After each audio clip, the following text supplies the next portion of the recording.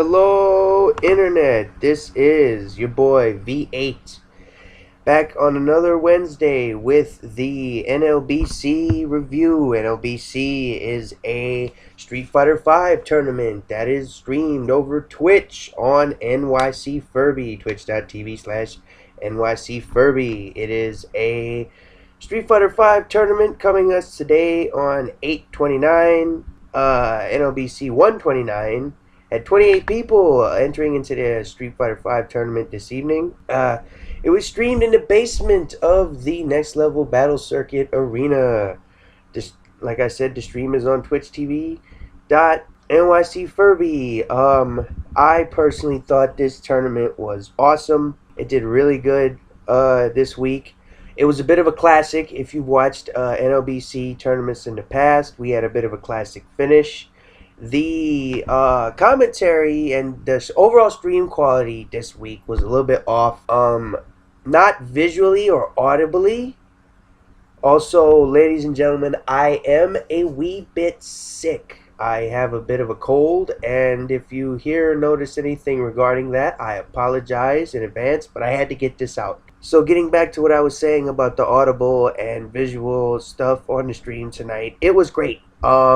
Artie Sanchez, Arturo Sanchez, NYC Furby, TS7, he does a great job with the audio and visual quality of the streams. He only had one mic tonight, which meant we didn't get a lot of commentary. Arturo Sanchez was doing basically everything as far as operating the stream itself. He was playing in the tournament, and he was commentating. So he didn't really have much of a commentary. He had more like a conversation with the people in the stream chat, which personally I thought was fine. There was a bit of commentary from the New York legend himself, Chris who does fantastic commentary. Despite his broken English, he does fantastic commentary. He's very knowledgeable on the game, and he also was playing in the tournament himself, so at times he had to come off of the commentary to actually play in the tournament. I watched the stream personally from 8 p.m. Central Time. I'm under Central Time. And from 8 p.m. Central Time onwards is where I watched the tournament. So that's how I'm going to number the matches. The first match you'd be looking for is JB versus Master Mike. That's the match. I'm going to call that match number 1. And I have all the matches numbered from that point on. So if you actually did watch the stream and would like to know when I started reviewing said stream, from that point on, the first match between JB and Master Mike is when I started. Now, getting into that first match that was shown on the stream for the Street Fighter V tournament, JB and Master Mike. So JB is this player who was actually from the West Coast. He's from the California area, but he came up in New York. So he was a New York player who is probably best known for his appearance at one of the regional Red Bull amateur events. He was actually on Team New York, and he won with his team. Team East Coast, they won in this small tournament that they had between the teams. And then shortly after that, sometime after that, he moves to the West Coast for reasons unknown. I'm not exactly sure why he moved. He's a Rashid player. I don't know why Mr. JB moved to the West Coast, but he started showing up on their venues and at their events, and he was staying in the West Coast. He hasn't stopped playing Street Fighter V since, so he's a great player. He plays Rashid, and he was going up against Master Mike, who we talked about extensively in the last episode of the last review, back with his classic Fang character, and they played, and you could just tell from this particular match that Master Mike here he wasn't ready for Rashid. There's really no prominent Rashid players in New York. The commentary, Arturo Sanchez and some of the other people who did eventually come on the mic at times kind of said that there's no really anybody who goes to the events and the weekly events that they have out there for Street Fighter V that really plays Rashid at a high level, so that the matchup experience really isn't there. I also believe Mr. JB was coming all the way from the West Coast for the Summer Jam event, which is a large annual tournament that's happening. Is a Capcom Pro Tour event. So there's a lot at stake there. It's called Summer Jam. It'll be happening this weekend from the recording of this video, which is on 8/29. And a lot of like I said, a lot of people are coming. So to that event, so that ought to be awesome. I'm gonna watch that this weekend. I don't know if I'll review it. It's gonna be so much hours and hours. It's the whole weekend from Friday to Sunday. So I don't know if I'll talk about it. We might talk about it on our podcast that we'll have done in the past if you're familiar with this channel before. But getting back to this first matchup, Master Mike here, his incredible Fang play, we did not see it in this matchup. JB actually kind of he took the match. It was 2-0, 2-0 was the result. He just ran over Mike like a Mack truck. He had his complete way. It was as if, Master Mike put the stick down and wasn't even really playing, unfortunately, with that. So Master Mike, a man who got third place in last week's event, and we talked about him extensively in the very first match on the stream, gets immediately sent to the losers bracket in the double elimination tournament with two straight losses in this set. It was incredible, and JB is up to form, and he's exactly what you thought he was going to be. He's a great Rashid player, and he totally did that. The second matchup we got to see was a man named Dan Slip versus another man named RLBS. So Dan Slip is a longtime Master Cami player. He's gone to many of these Nlbc events.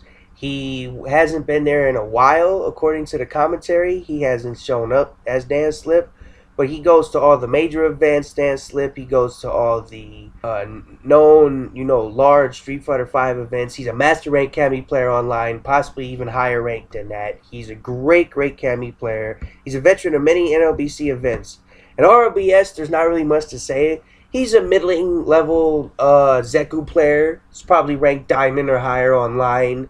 He's probably a great player, but here he's not really showcased as one of the top players. He's a bit of what you'd call like a local hero or a pop monster or what have you. Not to say he's not a good player, but Dan Slip is in the professional class here. There's the amateur and the professional class, and I would put Dan Slip in that professional class, and it completely showed in this matchup. Dan takes games 1 and 2 over the RLBS, who's a Zeku player, just in convincing fashion. It's as though he never left. Dan Slip was picked up where he left off since the last NLBC. Excuse me, I'm gonna take a drink real quick. This week I'm drinking some green tea with ginseng and honey because my throat is a little hoarse. As I said, I have this cold, so I'm gonna take a quick drink here to refresh my voice as I do that. But like I was saying with this second match, he just completely obliterated the poor Zeku player here, and it really did look like a professional versus an amateur, and Dan Slip was that professional, taking it in 2 games in convincing fashion. Then the third match that was shown on the stream. Now these are in the order of matches that was shown on the stream. So the first match I seen, and the second match was not the second match I seen, but from that point in the chronological order. So in the third match, we had returning Chris Hu versus Arturo Sanchez, who's TS Sabin, the legendary Dowson player. I'm going to refer to him as Arturo Sanchez. That's how I best know him over the years, watching all the streams. But this is a classic NLBC matchup we've seen over the years. These two players play many times. But Chris Hu here is sticking. If you've heard last week, he's been playing G, the brand new character, as opposed to his famous Akuma. But he's sticking with G. He's probably a G main at this point. He's, by the looks of it, Chris Hu is playing G for the long haul. He's been watching a lot of the people online who've been making the strategies and discovering the various things that the character G can do, and I guess he's been inspired by that to try out G. One of the things about the G character is he's a very talkative character. Like, the character literally speaks a lot. One of the things that the character can do is literally make a speech if he wants to. So it's he has a southern accent, a southern drawl, if you will. And if you put the character's voice in Japanese, because there's 2 voice choices, there's English and Japanese for each character. If you put G's voice in Japanese, it sounds kind of funny. A lot of the I guess you could call it Janglish, or like mixing of words, someone with a heavy Japanese accent trying to pronounce the language and words of in English. Excuse me, I'm gonna take another drink. Thank you. Is kind of it's rough. Like, one of the things G says is during one of his moves, he draws up chi power, ki, or quad, or whatever you want to call it, but energy from the earth itself, from the ground. And he goes, power to the earth, right? But in Japanese, it says, power to the earth. It sounds like he's saying power to the ass. It's pretty bad. So yeah, Deji's voice was in Japanese here. That's always humorous if you can go and hear it. Chris Hu, he also went with V Trigger 2, which isn't the most popular V Trigger, although there has been a lot of strategies and functions found with the V Trigger 2, and it is quite useful. We had Arturo here, Arturo Sanchez, with his classic Dalsim play. He has just been grinding and practicing his Dalsim to optimization station to pinpoint accuracy. I mean, this guy he's in his big brain mode here, to coin the term people have been using, big brain, galaxy brain. He's really playing at that high level. IQ 200, you know what I mean? And it showed. I don't think Chris Hu's he's ready with his G. I don't think he's at the level he was with his Akuma. But he's sticking it out. He wants to play G. He's going for it 100%. Arturo just showed that lack of, I think, preparedness against the G, as far as G not being prepared for Dalsim. And Arturo Sanchez it was as if Artie was playing just an online match and he handled his business. I mean, it was a clean sweep, 0-2 for G. G just lost 2 games straight in the set. And that was that. And business as usual for Mr. Arturo Sanchez, just moving along. In the 4th match we had, I'm going to try to get through these matches a little bit quicker than I usually do because, like I said, I am not in the best of shape. I'm a little under the weather, a lot under the weather, to be honest. Was Lil Evil versus Dan Slip. Dan Slip we've talked about in the previous match, but Lil Evil, he's another new player that's come up, and I like to explain the new players to you guys, the listening audience, as they come up. So Lil Evil, he's a New York City veteran. He also started a lot of Street Fighter V with Akuma. Then he switched over to the character Ed. Ed is in the same character that Mr. Kevin Landon Dominion plays. Dan Slip, he's like I said, he's a Kami specialist. So he unfortunately just mauls our new face, Lil Evil here. He's not a new face to people who watch Nlbc before in the Street Fighter game on there, but he's a new face for the terms of this review. And it's as if, Ed player here, Lil Evil, had no idea. Like, if he didn't know the matchup. I think he does, but Dan Slip, again, outclassed him. Dan Slip is a professional. He's an assassin. He does his thing, and unfortunately, Lil Evil just fell victim. I mean, we didn't get to see Lil Evil's true talent in this matchup. I don't think that he played up to his ability. I don't think he played up to the best ability he could. I think it was just in the combination of you're in a tournament, you're in the hot seat, everything's on the line. I think, not saying that he got nerves, I'm saying, the added stress. I think personally that whenever a person is in a tournament, they play up to 60% of their full ability.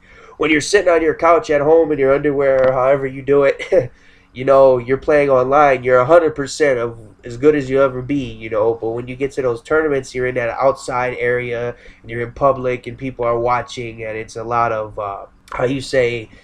that's an added stress. Everybody feels it, from the bottom-ranked players all the way to the major professionals on the EVO Grand main stage at the World's Championships, and I think that was a place where Dan Slip excelled due to his just experience at the higher level, and he completely just 2-0 in Dan Slip's favor. He just completely ran over our new friend Lil Evil. But like I said, Lil Evil is a veteran. He's a really cool guy. He shows up to a lot of these events. He plays a lot of different fighting games. He's really good. For a lot of these people who play in tournaments, their preferred controller situation is an arcade stick. There are pad players. You really don't have a reason to play anything other than what's most comfortable for you. If you started on pad, keep playing it on pad. People have won Evolution on pad, and they've also, gone as far as you can go on pad. Yeah, so you can go as far as you can possibly go on pad in the world of Street Fighter V. You can do just about anything you think you can do. But moving on here, match 5. We have Dominion, our Kevin Landon, our last week's champion, versus a new face to the review, iDrop. A guy named goes by the name of iDrop.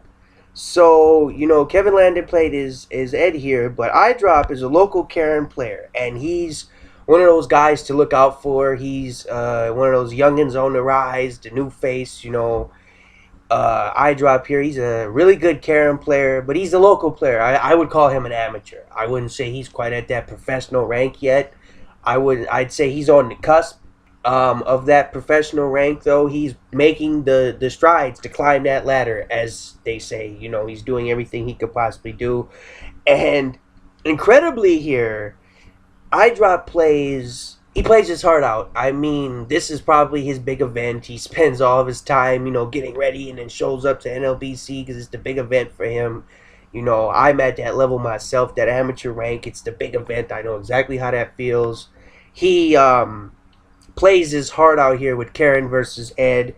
And uncharacteristically, Diminion's lack of defense actually showed, as the Karen player here he did his thing. And it was crazy how he was relentless here. Karen's a speed type character, and I would actually say Ed is more of an all-around style character.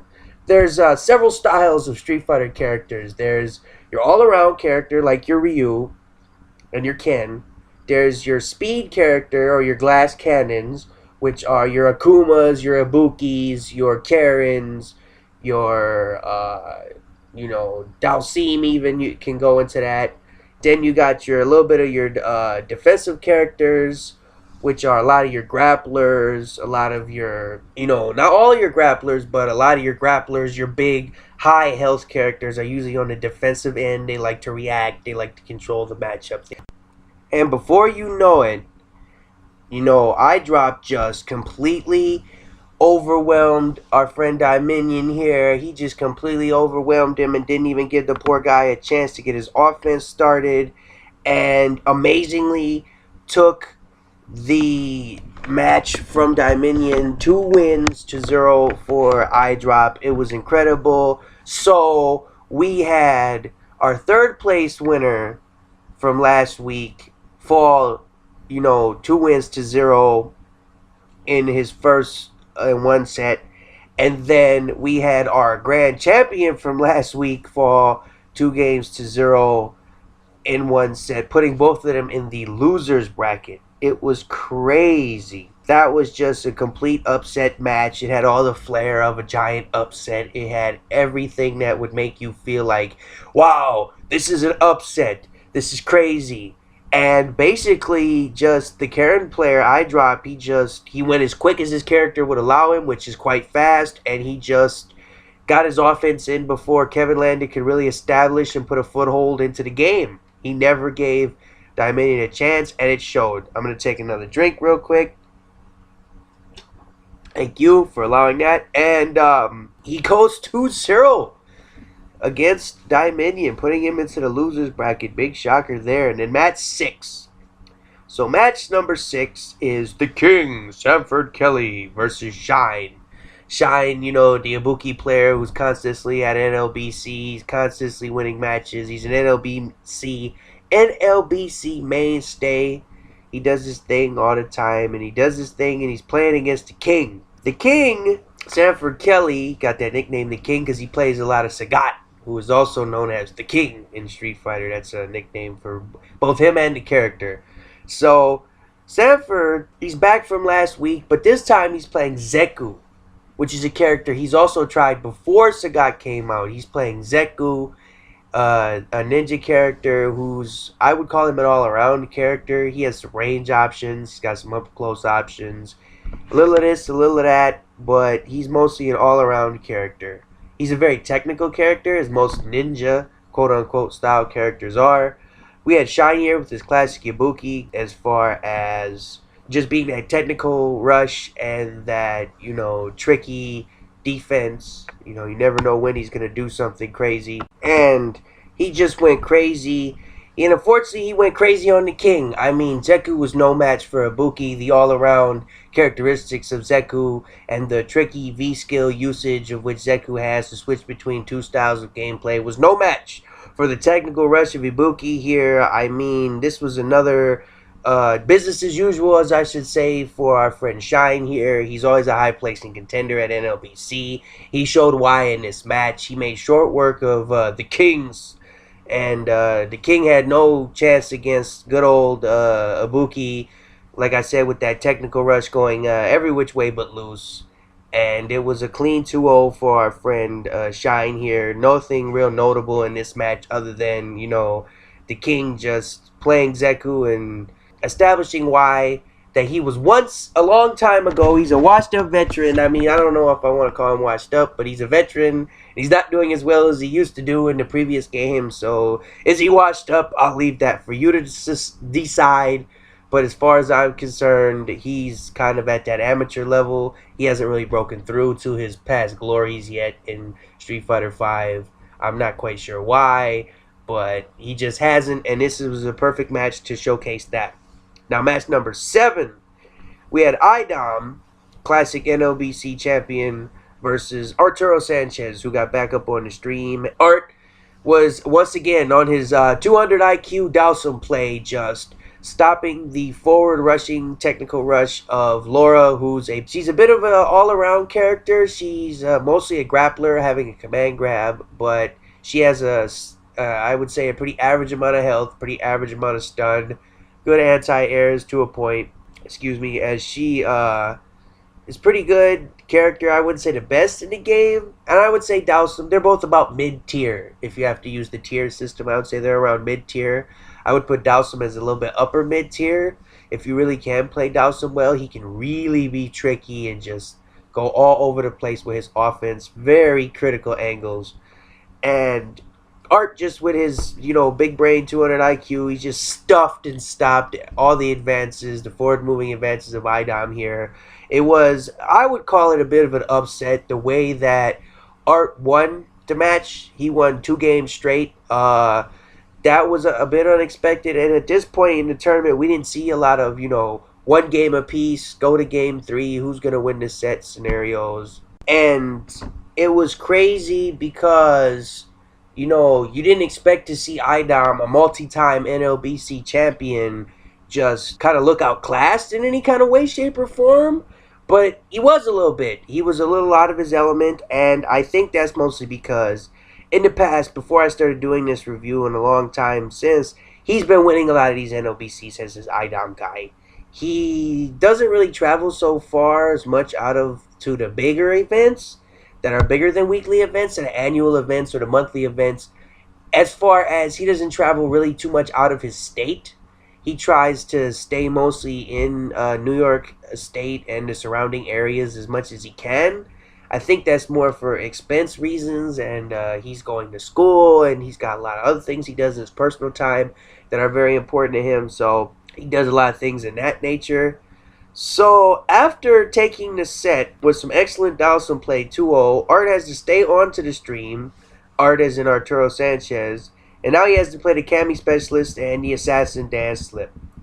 So, in this matchup, Dan Slip goes full aggro from the start. Dan Slip it's what Kami does. She's a speed character. But he isn't. Dan Slip is a speed character extraordinaire, and he goes for the gusto right from the word go. I mean, it's like, imagine those, races where they fire off the gun and everybody starts running. It was like Dan Slip heard that gun and he just went. I mean, he was a rocket. He was living on a lightning bolt. He was eating lightning. He was crapping thunder. He was walking on the edge of a razor blade, man. He had all the, quick, fast, and in a hurry, things that he could possibly do. Dan Slip he did everything he could do, but with that crazy thing that happened, though, even though he was playing as fast as he possibly could and trying to do as much damage to the low health Dowsum as possible, Arturo Sanchez, he held on here. I know it sounds like I'm singing Arturo's praises here, but to see a character like Dowsum do as well as he does on a regular basis, it is impressive, because Dowsum's not only not the most popular character in Street Fighter, he's an extremely difficult character to play. So it's very impressive, and I implore you to go watch, just how these things happen, because Dowsum has bit of he kind of wins by attrition, if that makes sense. Dowsum He pokes you and prods you from across the screen, and he does all these crazy things to get you to lose. Like, he does all his damage in little chunks. He has combos like the rest of the cast, but they're funky. He's the most funky, kind of just weird angle character you'll ever see in Street Fighter. Like, he can teleport from one side of the screen to the other. Other characters just can't do that in that same way. So resistance overtakes persistence in this instance, and Art comes up with a 2-0 victory over the very hot Dan Slip. Dan Slip had very hot hands up until this point. I mean, he was just, every time he came up to the stream, he was just decimating all opponents. He either won 2-0 or he lost 2-0, and in this case, he went out, he lived by the sword, and he died by the sword. He lost 2-0 to Arturo Sanchez. And then match 9. So match 9 was iDrop versus Shine. So after the upset of Dominion, iDrop's the guy iDrop, his reward was now play Shine. Another guy who's won multiple NLBCs. Now you have to play Shine. That's your reward. We were going to see, is this where our hero iDrop, stops the run of beating all the gods, quote unquote, or the high ranking players in the NLBC? And no. He ran up to the brick wall known as Shine, and he got assassinated by the ninja in quick fashion. And Buki just ran over Karen. It was a very quick 2-0 for Shine. And then match 10, coming up to the stream, Idom came back, and we were waiting a small moment to see who he was going to play.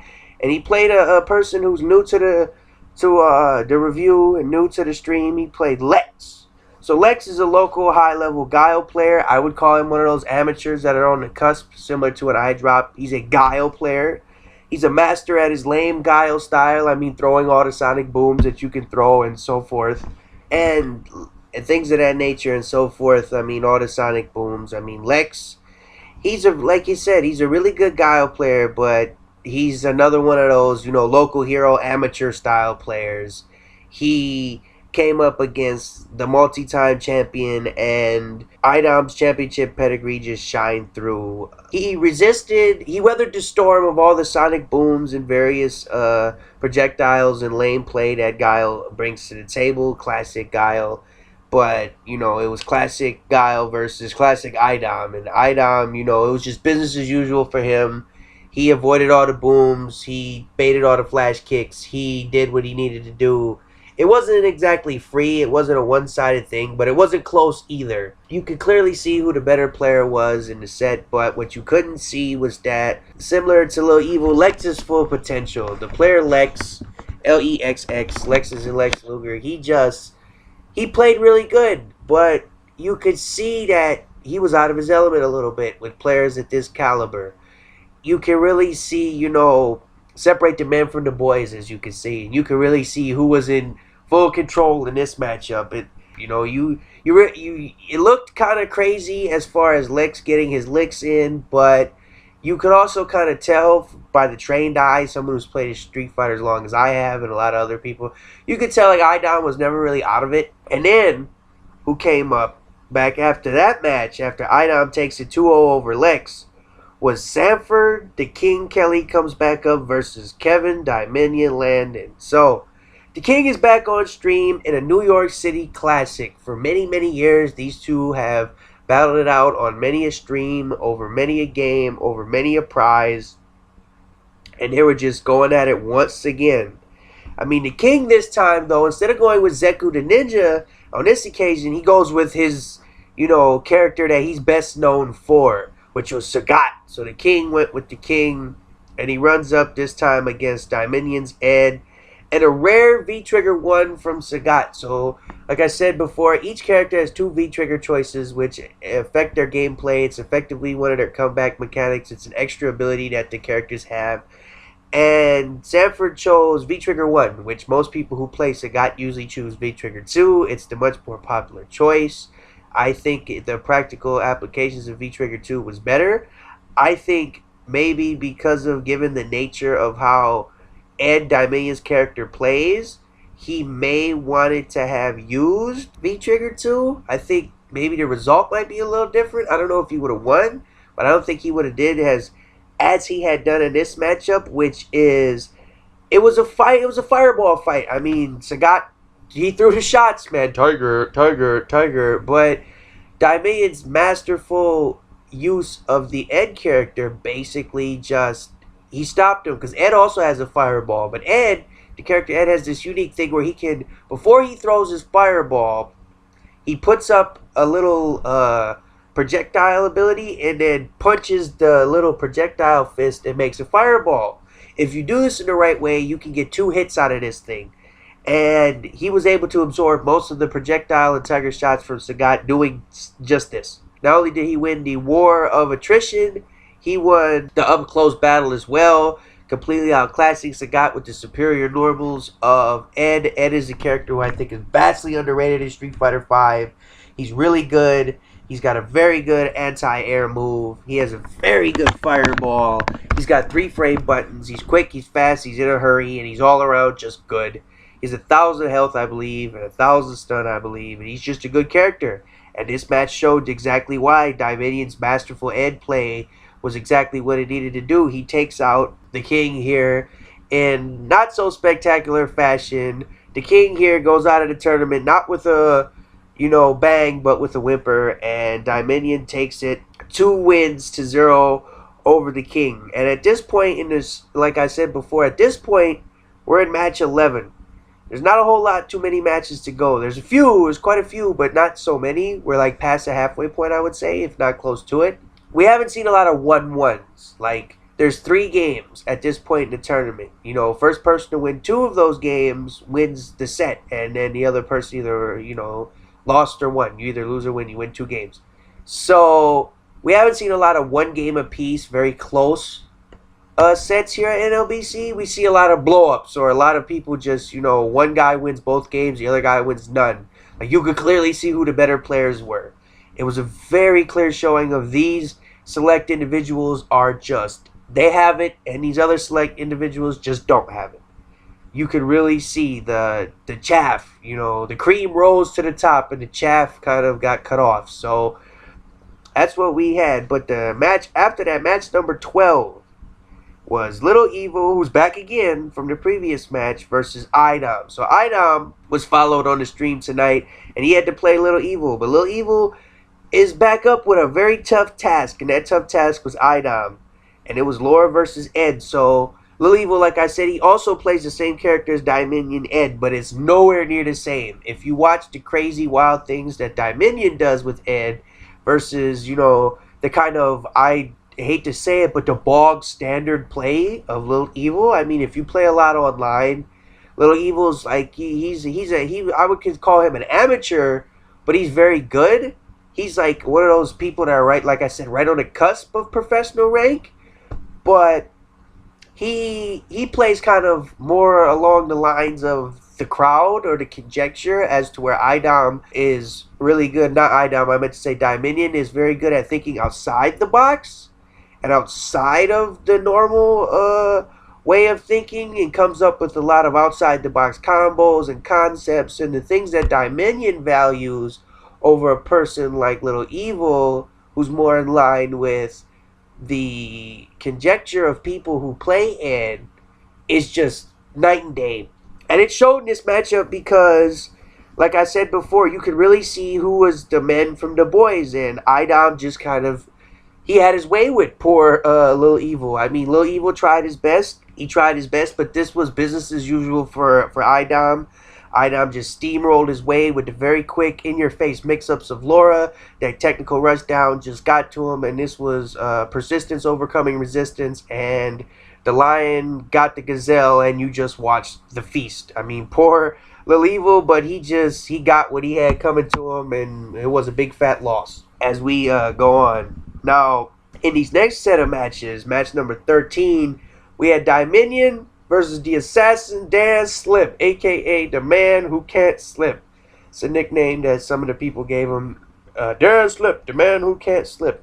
So it was Ed versus Cammy, and Dimension, this time takes the initiative, having seen Dan Slip play before, and he gets off to the fast start. He, being Dimension, gets off to the fast start. But this is a very even back and forth match.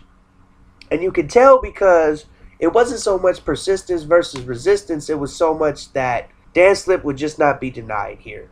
He just wouldn't quit. He answered every challenge that Dominion had, and he even rose to the occasion to get the first one game apiece in the whole tournament. So Dominion won one game, Dan Slip won one game, and we had to go to the pivotal third game, which was the first time in the whole stream for the matches that were shown on the stream that we got that. So we got to actually see a very competitive match here.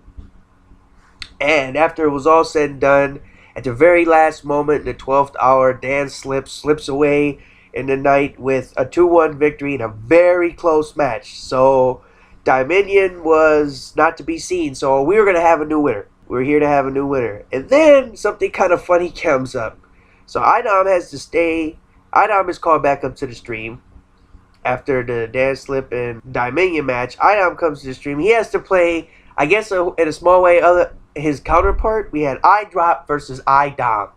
Now, some people say iDom stands for I Dominate, I guess. I don't know really where iDom comes from. He's an item. I don't know what really he is. But iDrop is kind of self-explanatory. I think it's a pun on, eye drops that you put in your eye, like clear eyes, or like eye drop combos or something like that. Some sort of thing in that nature. And we had, iDom versus iDrop. I don't even know, you could maybe say that iDrop as an iDrop combos could be like a parody on the name iDom because he was a champion for so long.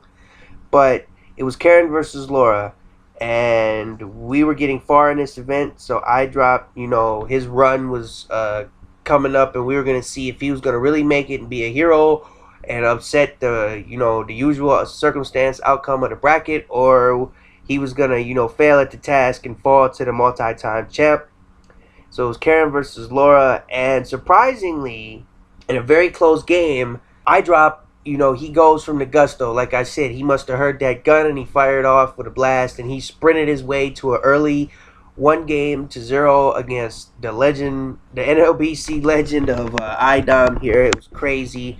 But in true championship fashion, when all the chips were down at the very last minute, iDom comes back with a V-trigger comeback from Laura, which is a very classic thing for you to see. She'll do her V-trigger, she'll get as much damage as she can in, she'll mix you up from left to right, and it'll be left, right, wrong, and you lose, And that's exactly what happened here. He tied it up 1-1, did iDom, and then they came to the pivotal third game, and it was as if, the tale of two people. iDom he turned it up all the way. He clutched it out. I mean, the championship DNA kicked in, and the clutch factor, the clutch gene showed up for iDom here, and he clutched it out the best way he could, and he took it 2-1 over iDrop, who had an amazing run in this tournament. He did everything he possibly could have. Take another drink. He did everything he possibly could have to, really make a good showing. He went very far in this tournament. He's one to watch out for. His Karen play is spectacular. But he, like I said, he was on that amateur rank, and he fell yet again to those professionals. Match 15 was a return of Dan Slip versus iDom. So Dan Slip quickly ran up to the stream to jump on and play iDom right after iDrop gets off. Dan Slip quickly runs up to replace him. And just as fast as he ran up to the stream setup in order to start playing, just as fast as they got started, they went right away. They went right into it. I think, and I'm almost 100% sure, Dan Slip loves that really fast start. He wants to pick, he's an assassin. He wants to get you from behind and slit your throat and get out of there. That's what he wants to do. He really has a handle on those speed characters and the high damage glass cannons and what they want to do. And he really wants to go up to 100 miles per hour.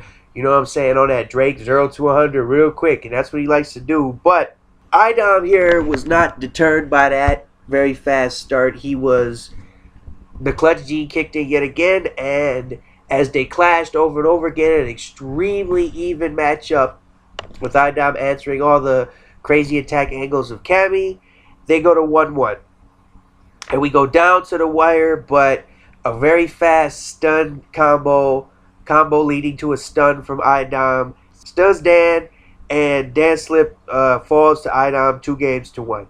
So in this match, iDom really, it's that clutch gene. He just has it. It's like any kind of professional athlete when they talk about the clutch gene, in the 12th hour, Idom really he can dig deep. I think that's what separates him from the herd a lot of the times. He can just dig really deep. That old wrestling saying, he's going to really have to dig deep now if he wants to come back. Well, Idom knows how to do that. That clutch factor, man. That's what really separates the men from the boys. And I think that's the thing that makes you a professional. Gives you the ability to play a game like Street Fighter professionally, where in the face of a lot of odds and in a stressful situation, you can keep your cool and navigate your way through it and put your best foot forward at all times. I think that's what makes Idom a champion, and that's what makes him kind of just not fall to these assassin type people who just want to get up there, get as much damage as they can, as fast as they can, and just get out of there, before you even know what hit you, so want to just blindside you and go. And that's not a bad way to do it. I mean, that's that assassin mentality that you need, that killer instinct, You don't want to spend too much time with your opponent, jaw-jacking, talking. You don't want to hug people. You just want to get in there, get out of there, and go to the next, saying one down, on with the war. That's the kind of the dance slip way. But Idom is kind of the, like I said, he's the all-arounder, where he kind of likes to just really rely on his ability to be clutch and to get to those moments where it's all kind of decided. We can make those big gambles at those last moments and really kind of just even it up the whole way through. So, yeah, the next set of matches we had was after, Dan Slip gets defeated by Idom 2-1, 2-1. We had Arturo Sanchez come back up on the stream versus Shine. And we're down to our top three. Arturo Sanchez made it all the way to winners finals to face his longtime nemesis Shine. So we have Ibuki versus Dao Sim.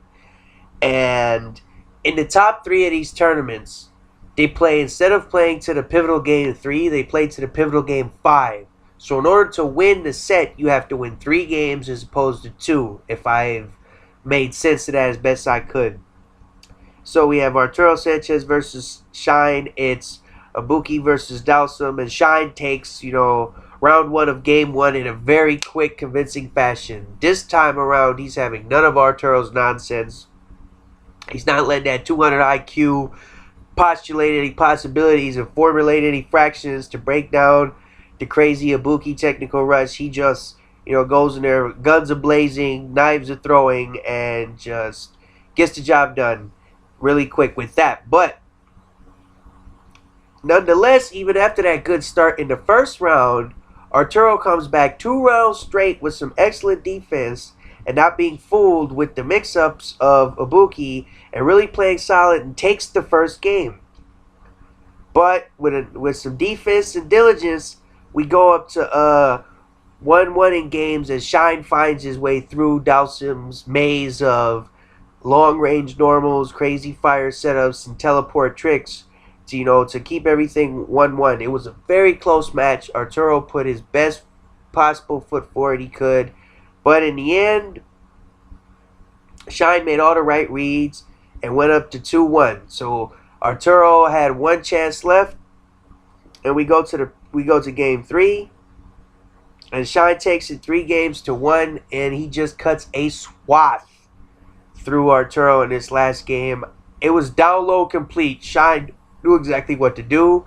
I think Arturo felt a little defeated after the way the second game went, where even though he played 2 close games, he lost that third game.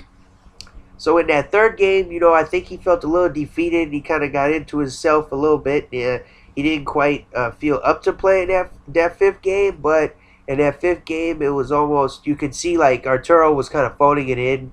He felt defeated, and it showed a little bit, you could see. Match 17 was Idom versus Arturo Sanchez, because Arturo Sanchez was the winners in this top 3. Idom was the losers of this top 3. So we were in the top 3, and Art was in the losers bracket, so he had to play in the losers finals against the person who was in the losers bracket at that point, which was Idom, who had made it all the way back up to this point. And so after a bad loss to Shine, Art needed to stay on the stream, and he needed to play Idom in the losers finals. Art takes a very close round one of game one, but a solid round, and a very solid round from Art takes the first game. But a one-sided game two from Idom completely tied it up in games. I mean, Idom found his footing, and he kind of ran with it from there. And in a very defensive game three, you know what I'm saying, Art gets to 2 games up to 1 to Idom, but in the game four, you know what I'm saying, Idom rushed down. It was very back and forth.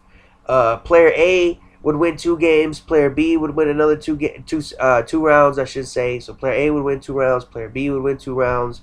And in this case, player A, being Arturo Sanchez, fell by the wayside in the pivotal 5th game. He made the one mistake. I mean, it was a very close game, but Art flinched here.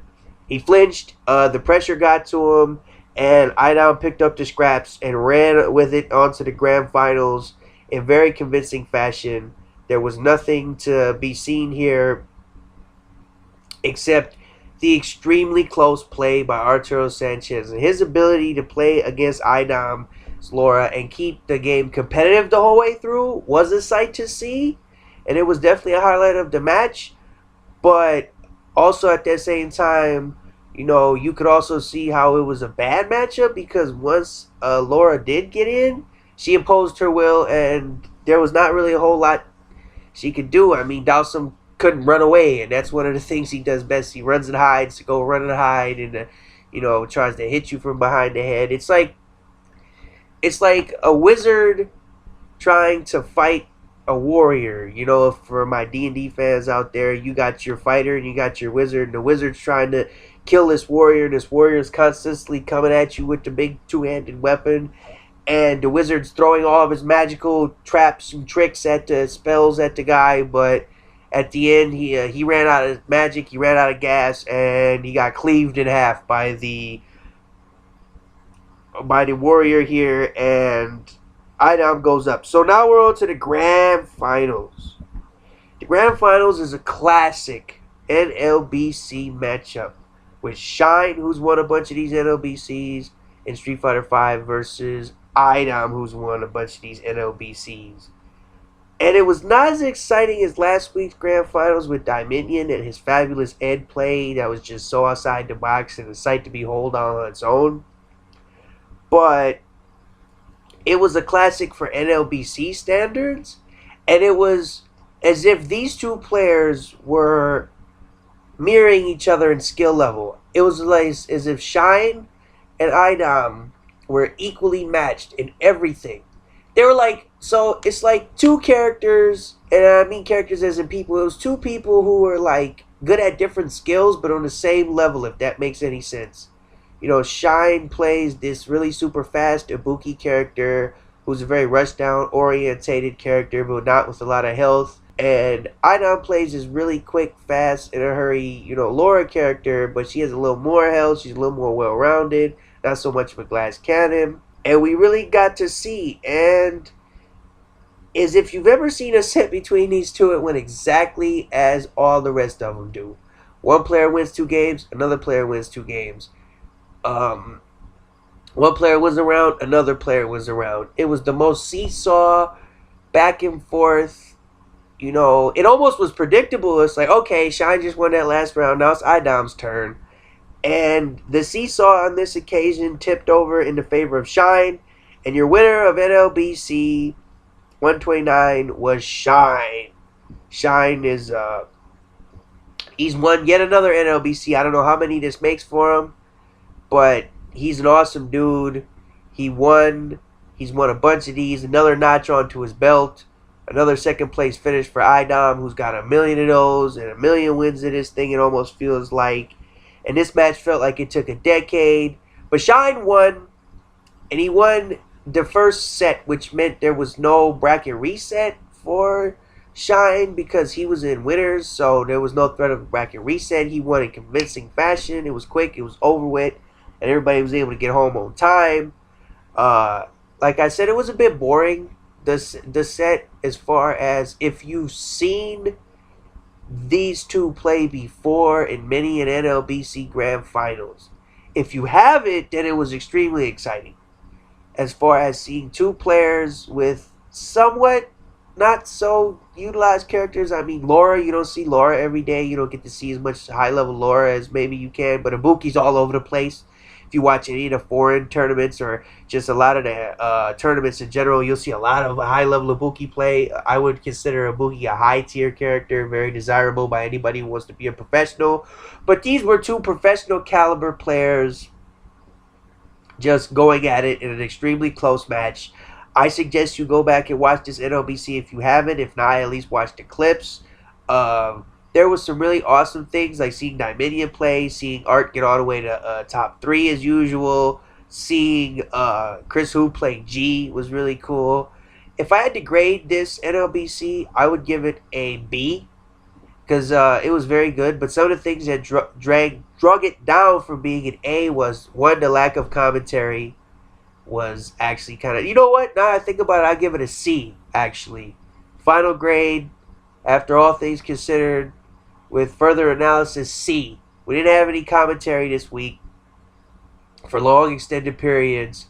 There was only one mic. We did have some audio and visual issues in the grand finals. People were starting to, it was starting to low in the excitement range towards the back half of the tournament. People weren't as excited. You could kind of see, a lot of people were out of the tournament, so they just wanted to get out of there, get home at a reasonable hour. It was very much so the usual result. It felt very customary. Shine played Einam in grand finals as is tradition. So, with that being said, I'd like to end this review. I apologize as to where I was getting towards the end of this review. My sickness really started kicking up. My nose really started filling up. So thank you for listening to this review all the way through. And as I like to say, as I get better, you'll get better. Just any comments and help you can give, please like, share, subscribe on the channel. We're going to be bringing back our podcasts in soon order. We're going to be bringing back everything that we used to do. There's going to be a lot more streams. I'm waiting for the brand new Dragon Quest game to come out.